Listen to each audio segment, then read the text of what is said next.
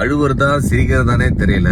இவ்வளவுதான் நம்ம படிச்சு உலக அறிவுன்னு நினைச்சாலும் ஒருத்தன் சப்பையா ஆன்லைன்ல ஒரு வாட்ஸ்அப் மெசேஜ்ல 15,000 ரூபாய் என்கிட்ட இருந்து ஆட்டையை போட்டாங்க.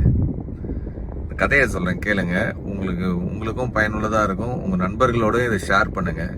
கோயம்புத்தூர்ல இருந்து எனக்கு தெரிஞ்ச ஒரு பெரிய ஹோட்டல் தொழிலதிபர் அவரு வாட்ஸ்அப்ல இருந்து எனக்கு ஒரு மெசேஜ் வருது, ஐ நீட் அ ஹெல்ப் அப்படின்னு. நான் வண்டி ஓட்டிட்டு இருந்தேன்.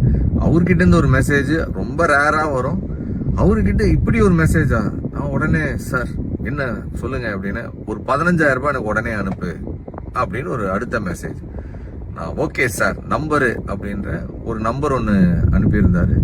அந்த நம்பரை நான் செக் கூட பண்ணல. பணத்தை அனுப்பிட்டு பார்த்தா ஏதோ யோகேந்தர்னு சொல்லிட்டு வேற ஏதோ பேர் வருது.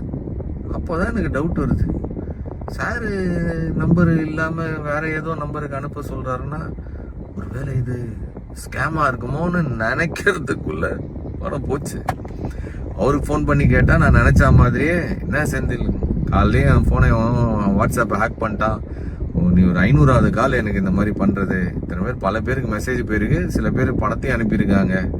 நான் ஏற்கனவே சைபர் கிரைம்ல கம்ப்ளைண்ட் பண்ணியிருக்கிறேன். 15,000 ரூபாய் எவனோ ஒருத்தன் குறுகுல பூந்து ஆட்டையை போட்டு போயிட்டானே. நெக்ஸ்ட் டைம் யாராச்சும் உங்ககிட்ட இந்த மாதிரி வாட்ஸ்அப்ல இருந்து பணம் கேட்குறாங்க அப்படின்னா தயவு செஞ்சு கன்ஃபார்ம் பண்ணாம யாருக்கும் இந்த மாதிரி டக்குன்னு எடுத்து ஒரு எமோஷ்னல்ல யோசிக்காம அனுப்பி விட்றாதீங்க. சுட சுட சுட்டுன்னு வந்துருக்கிறேன்.